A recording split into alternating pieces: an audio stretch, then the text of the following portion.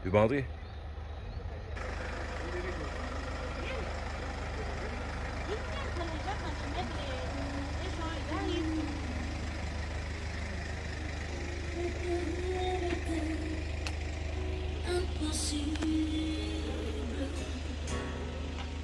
Je reconnais que tu peux tout et que rien n'était impossible. Seigneur, fais-moi voir ta gloire. Seigneur, fais-moi voir ta gloire. Seigneur, fais-moi voir ta gloire. Seigneur, fais-moi voir ta gloire.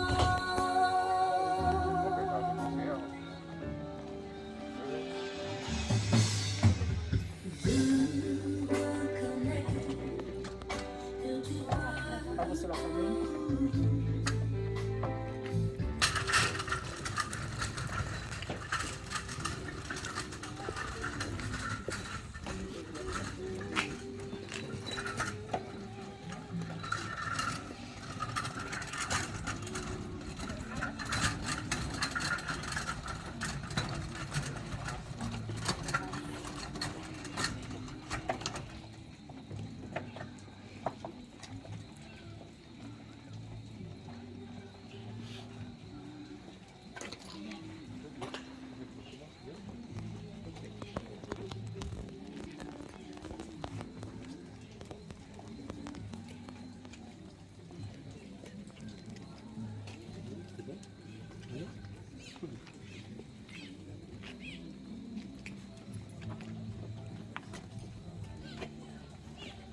Mais je voudrais vous saluer à nouveau cet après-midi.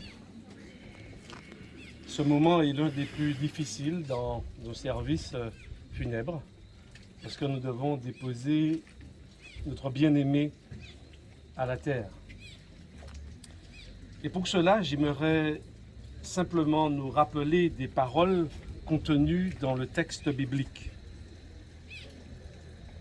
Mais juste avant, permettez-moi de vous dire, je me souviens très bien, puisque j'ai vécu les quelques mois qui ont précédé son départ pour la métropole,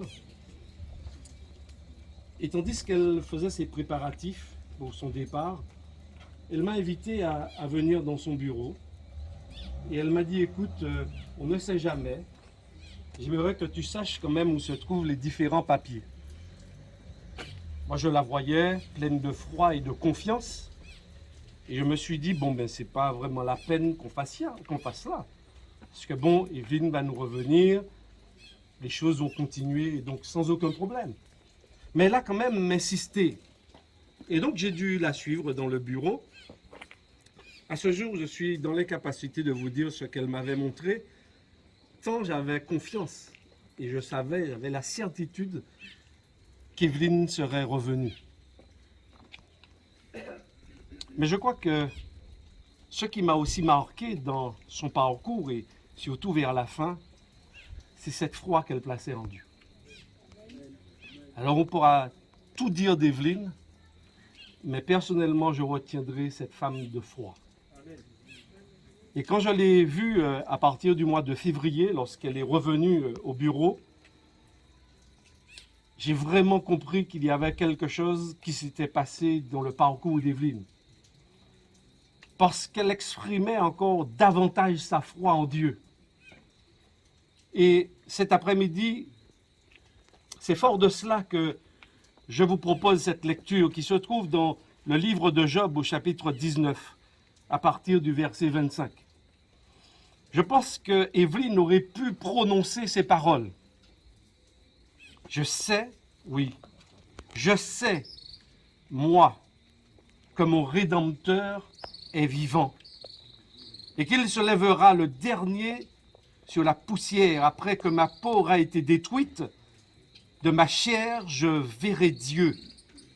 Moi, je le verrai, mes yeux le verront, et non pas quelqu'un d'autre. Oui, le Dieu d'Evelyne, notre Dieu, et je l'espère, le Dieu révélé dans la Bible, est un Dieu vivant, n'est pas un Dieu mort, mais il est vivant. Deuxièmement, dans ce texte, il est dit que le Dieu dont il est question ici, il parle de Rédempteur.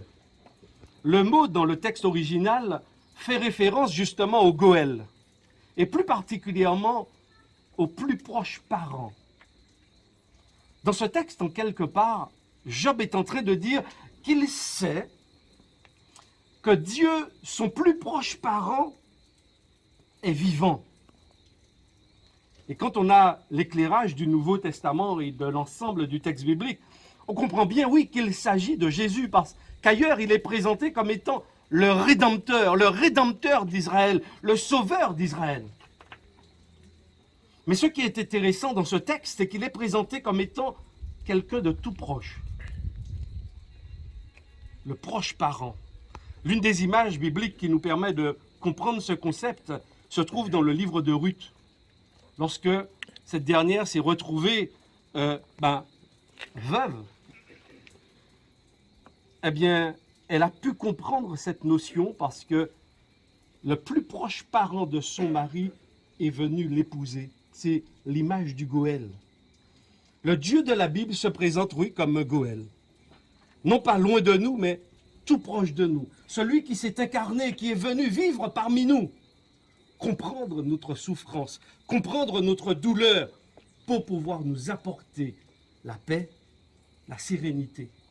Et alors que Job vivait ces moments extrêmement difficiles, parce que le texte laisse entendre qu'il avait la peau quelque part sur les os, il dit « Je sais que mon Rédempteur, que mon Goël est vivant.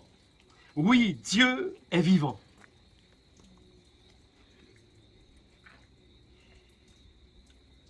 Je sais que nous avons beaucoup de peine cet après-midi. Je sais que sa maman souffre, que ses frères, sœurs, son mari, son fils. Vous qui êtes présents, je sais que vous souffrez. Mais la Bible nous invite à regarder au-delà de la souffrance. Oui, Evelyne, je pense, regardait au-delà de la souffrance. Et elle pouvait sentir son Rédempteur, son Dieu tout près d'elle l'accompagnant.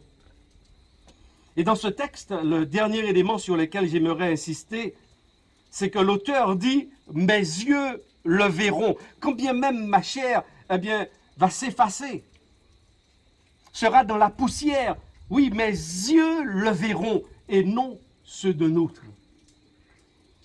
Ah, pour moi, c'est une parole porteuse d'espérance. Oui, parce que Evelyne, elle verra son Rédempteur. Elle le verra face à face. Ce n'est pas quelqu'un qui va lui rendre un témoignage. Non, lorsqu'elle se réveillera, parce qu'elle dort pour nous, dans la foi en Jésus, oui, elle est morte, mais elle dort dans la foi en Jésus. Lorsqu'elle se réveillera, oui, alors elle verra son Rédempteur. Et j'espère que chacun de nous serons à ses côtés. J'espère que nous aussi, nous verrons de nos yeux le Rédempteur d'Evelyne, notre Rédempteur, notre Seigneur et Sauveur. Parce que ça vaut la peine aujourd'hui plus que jamais de lui faire confiance. Même si oui, nous n'avons pas toutes les réponses à nos questions. Même si je sais, Christopher, qu'elle va te manquer et qu'elle te manque déjà. Mais tu n'es pas seul parce qu'elle te transmet son Rédempteur qui prendra le relais. Elle sait que jamais il ne te laissera tomber. Mais ça doit être maintenant ton expérience. Elle a été son expérience. Mais il faut maintenant qu'elle devienne la tienne. Alors oui, à chacun des membres de sa famille, à ses sœurs et frères, Claire, Maggie, alors je ne dirai certainement pas dans l'ordre, mais Alex, Georges, Katie, José, mais également Jean-Claude, et je crois n'avoir oublié personne, à tous ceux qui l'ont connu. Gardons d'Evelyne les meilleures pensées, mais appuyons-nous surtout sur Jésus.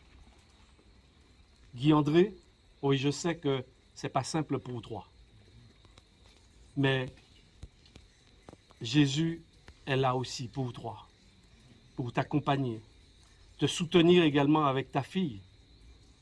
Alors, oui, pleurons, mais pleurons aussi en ayant l'espérance de revoir Evelyne debout, sans maladie, sans souffrance.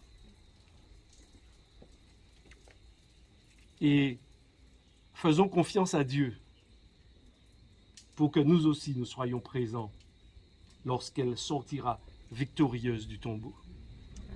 Oui, mes frères et sœurs et mes chers amis, la Bible est porteuse d'espérance dans ce monde d'aujourd'hui. Le Dieu de la Bible se révèle à nous pour que nous ne soyons pas sans espoir. Alors regardons à lui, appuyons-nous sur lui et croyons en ses promesses. Parce que je le crois, elles se réaliseront très bientôt sous nos yeux. Oui, moi je veux voir aussi Jésus face à face. Je ne veux pas que quelqu'un d'autre le voie pour moi, non, je veux le voir. Et je souhaite que ce soit votre espérance, votre plus vif désir, parce que c'est ce qui va vous permettre de transcender justement cette période de souffrance, cette période de deuil, cette période de séparation. Soyez bons les uns envers les autres. Supportez-vous les uns les autres. Et appuyons-nous ensemble sur Jésus qui va nous guider et qui va nous porter dans ses bras d'amour. Que sa paix et que sa grâce vraiment soient dans nos cœurs. Bon courage à chacun de vous. Bon courage à chacun de vous. Prions ensemble. Éternel notre Dieu, en cet après-midi, tu vois toutes les pensées qui nous traversent, toutes les émotions aussi qui sont contenues dans notre cœur.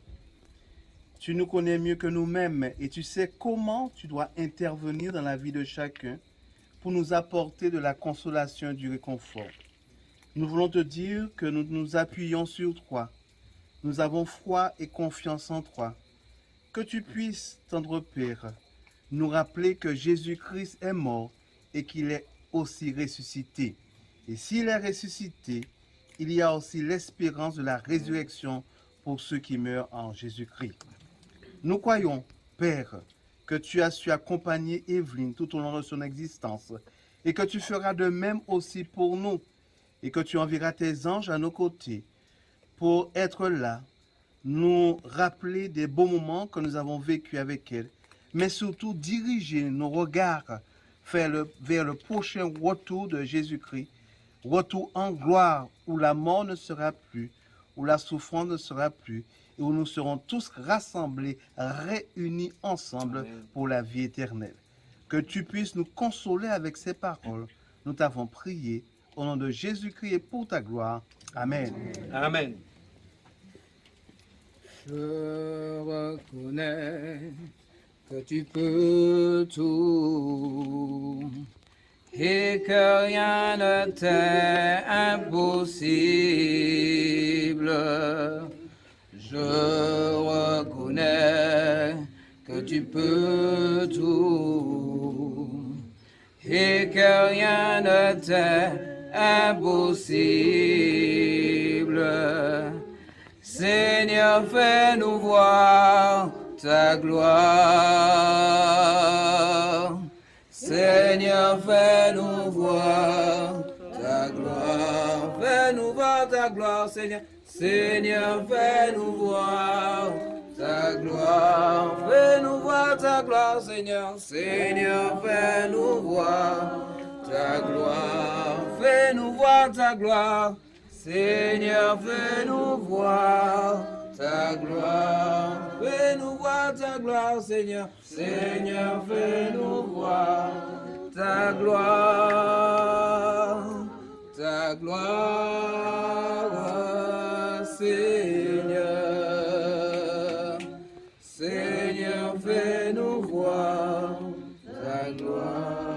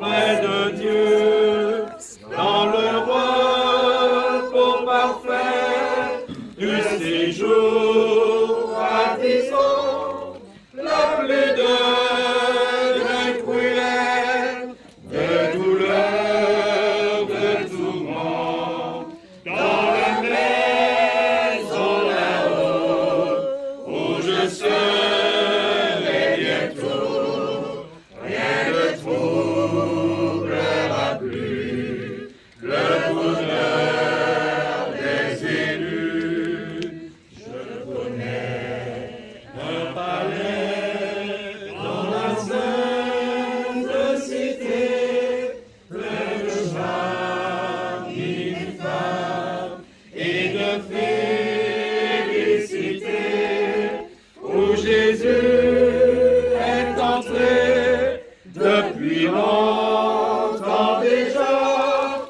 et dans ses doux parfums, mon Dieu m'introduira dans la maison là-haut, où je serai bientôt.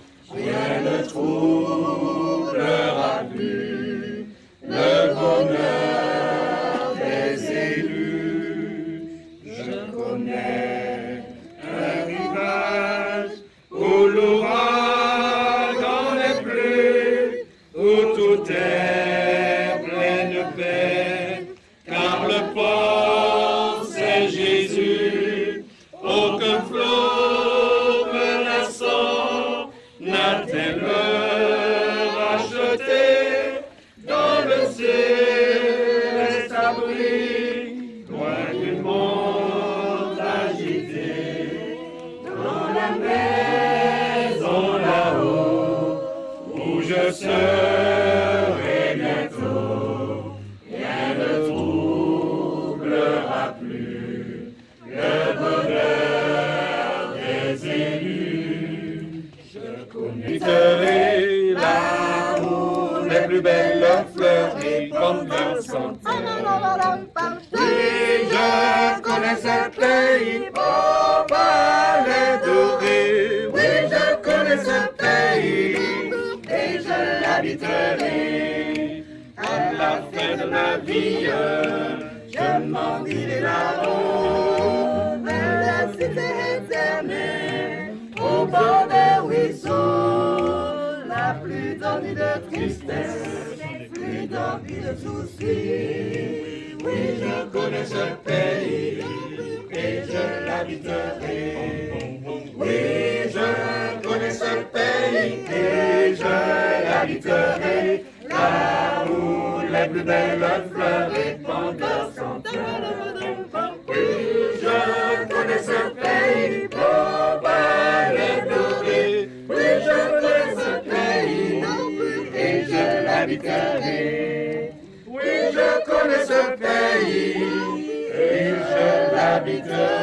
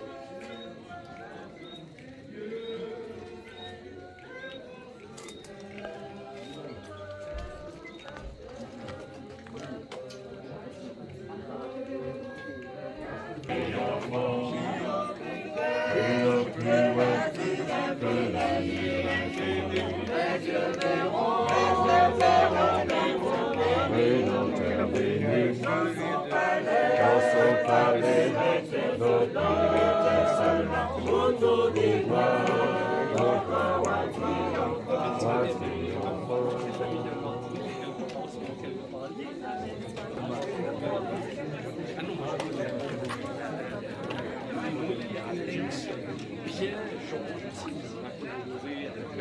José, Claudie, Katie également. Puis, comme ça, je connaissais